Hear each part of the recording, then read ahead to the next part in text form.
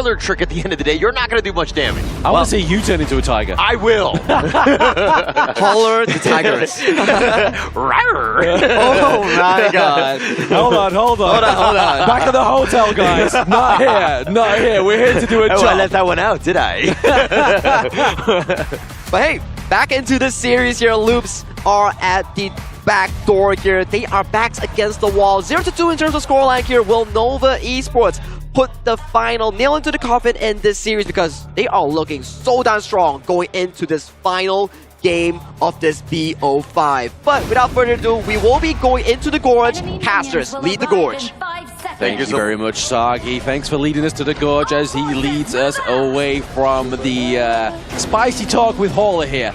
But no, match point potentially here for the side of Nova Esports, and Loops has to do everything they can to get a point onto the board. Call me, man. Call me. No, but as we go into this game, match point Nova Esports looking to end this series, end this game off of this draft. The Yangjian is going to definitely be on point. Kongmin is something that you need to fear as well. But Loops with this pay draft, they need to get going very quickly. I believe in Loops. You believe in Loops. You believe in Loops, you believe in the wind of Vento and maybe even ABH here. But yeah, you're right. Obviously, we do need to see a very aggressive start here for the side of LPS. But at the same time, one is taking too much enlightenment from the Dharma.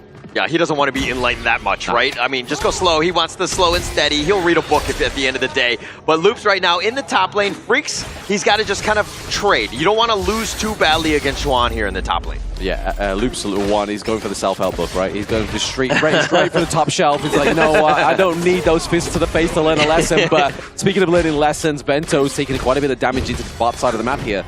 Yeah, just trading away. Not the end of the world for him. But again, it's all about kind of, you know, just slowing it down. Vento has been struggling, right? In terms of the draft, they were focusing. They were banning so many of his heroes. And he's kind of in the bottom of the barrel in the sense of the console. It's a decent hero, not the worst. But you got to kind of make up for it, especially going up against D-Renji. Exactly. D-Renji, I mean, especially against that Sparkforge dagger as well, right? Like, yes, the protective winds can get rid of the physical damage, but not that magical damage that comes from that item.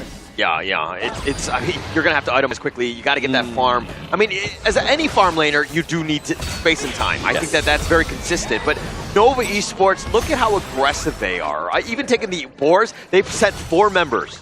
Exactly, they just want to kind of like get away any kind of resources here from ABH. Oh, Xuan, he's actually looking to fight this one. The Formless he's actually turning this around. The rogue charge, the shields are just enough, and Xuan will give up first blood. But that was so close. Wendy looking to go flash forward, not able to find it. He takes some tower shots, but finds Freaks. Wendy looking around, knows that ABH might be in the wings, and Wendy realizes that he's in the brush, he's going to give up his surge. Yeah, I feel like Wendy knows how to party. He's like, shot from the turret. Man. In the T1, but still able to survive. But speaking of which, ABH had a bit of a miracle there as well. Yeah, I think it's funny that you say that when Nova's winning, you're like, shot. I think you're alluding to something, am I right? You know it. Yeah, but Loops here, they need to do whatever to get back into this one. This is looking to be a tough series to come back to, down 0-2 at this stage. Exactly. I mean, they do have the kill on the board, right? Like, that's the good thing they got going for them. It kind of alleviated the distance they had within the gold region there as well. So having that extra bit of a boost bonus from the first blood here, but is it going to be enough to carry them through? Can they keep that momentum going? It's about the momentum, right? I mean, they're 500 gold behind. They have not really been... I don't think they've been winning in terms of the gold lead at any moment this series, right? Yeah, I mean, I think for any series, they're definitely in game number 1 where they were kind of like flirting between that line there, but now we see CY going into the guard mode right now, and the damage coming through. Oh, one so low, and the rest of Loops are just kind of body blocking and staying under that tower, keeping them alive. That could have been very bad. Very bad indeed, right? The takedown of 1 minute, that they have very little CEC, and especially when you get into the 4-minute mark here as well. You really count on that Silk imprint to try and put a little bit of AoE pressure onto the side of Nova. Yeah, and now Vento, he's been largely quiet, great. He's using those Oak Bolts to continue to farm, but Vento has been the guy. He needs to get going, needs to carry this team to victory, and it looks like Nova Esports taking the Tyrant here. Ooh, Nova getting an extra bit of Tyrant buff here, it would have been great for Loops. That would have been a great pickup here for Loops, but at the same time, I feel like ABH has just had just not quite the most definitive start within the jungle here, but he's also faltering at the EXP level as well. Yeah, falling a little bit behind, and that's kind of scary at this point. But the teleport in the bottom lane, they want to potentially fight this, but it looks like, hey, ABH is going to teleport, but he's like, actually, I don't want to fight. I'm a passive dude. I mean, if you're being paid, you don't want to be a pacifist, right? I mean, I know they both start with P, but at the same time, you need to be aggressive on this Tiger Rush. You need to make sure you're claiming every bit of jungle for your own and taking some of the enemy's jungle as well. But at the same time, we are seeing a bit of a pressure here at the top side of the map. Freaks actually getting a potential first turret here. Yeah, Vento actually flashing away. He's going to try to get bounced off of CY, and it looks like he's going to bounce himself into the grave. Yeah, he's like, yo, I'm going to flash away, but I'm going to jump back on you. Like, it's a little bit of like, don't kiss me, but kiss me. I think you're speaking from experience on that one, are you? Huh? I'll tell you more later. That will be a conversation. But it looks like Muchi in the bottom lane just mowing it down very quickly, right? Yeah. The Nova Esports taking any sort of gaps, and the fact that you got that pick off, opening it up the game.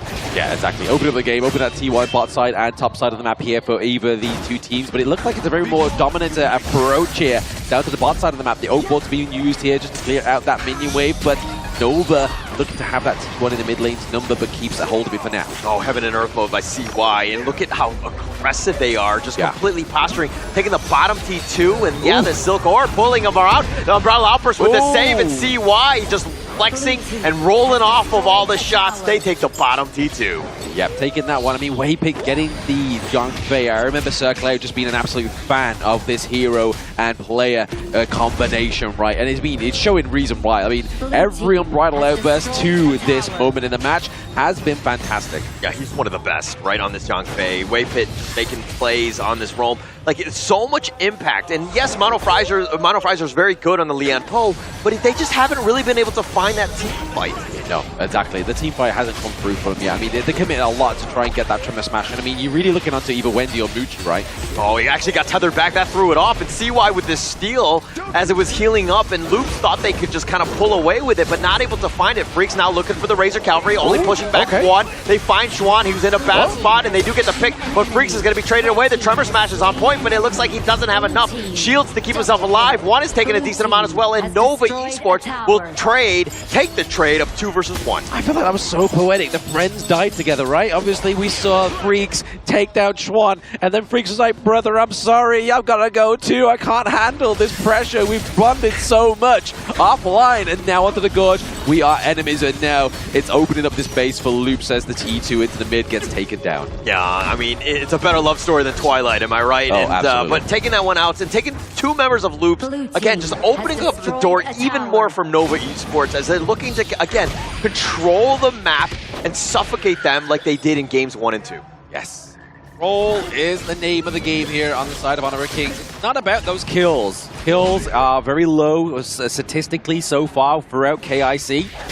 It's all about getting the gold lead, getting away any kind of these small objectives like the Azure Golem, stealing that away, stealing away the Crimson Golem as well. It doesn't necessarily have to be those big neutral objectives. Yeah, it doesn't have to be, but I mean, taking the towers is like the name of the game at this point. I mean, being able to control the waves, and Nova Esports are one of the best when it comes to the macro game. Yeah, I mean, if we're just looking at like a separation of the players into their own roles, right? Obviously, you see here TY 3-0-0, and obviously having a little bit of a gold lead over ABH, but ABH not having the most critical or at least impactful game here onto the pay, because it goes back to the point you were making, right? If he doesn't get that early game, he basically just becomes a ranged minion, and so far, that's what we're kind of seeing here. Yeah, we're definitely seeing that, which is a bit of a worry, right? Like, this is it's falling further behind, and you had that late game advantage, the Umbrella Outburst on a 3, but pushing them further into the base. They're not able to get any sort of value out of that one, but it's still, they're pushing them back. If anything,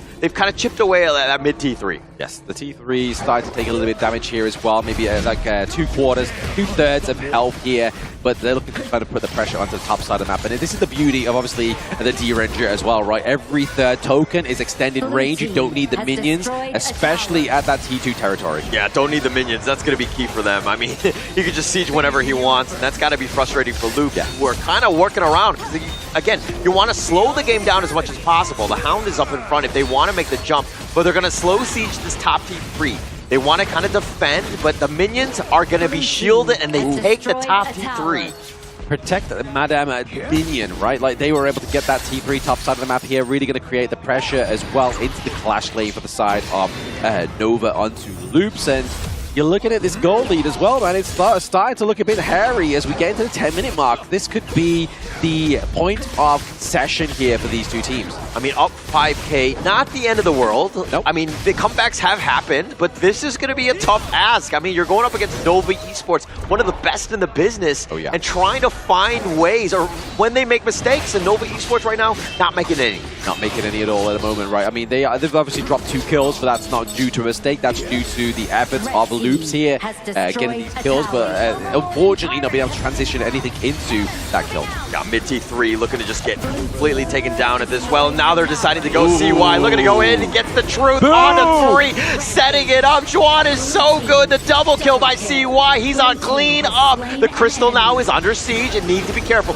Abe trying to stay alive, but the Crystal's at half-life. Juan is very low himself, but they don't have the minions, and now Nova Esports looking to go with that 3rd shot, even from Muchi, continuing on with the pressure, but the back door is still up. They're waiting for the next minion wave. Mono Fries are at about half-life, and now they have to be backed off. The winning strategy picks him off, and it looks like Nova Esports are going to take Game 3 in the series. Another 3-0 for day number 2. I mean, Loops, they tried in game number 1. They really gave their darndest. They got hit.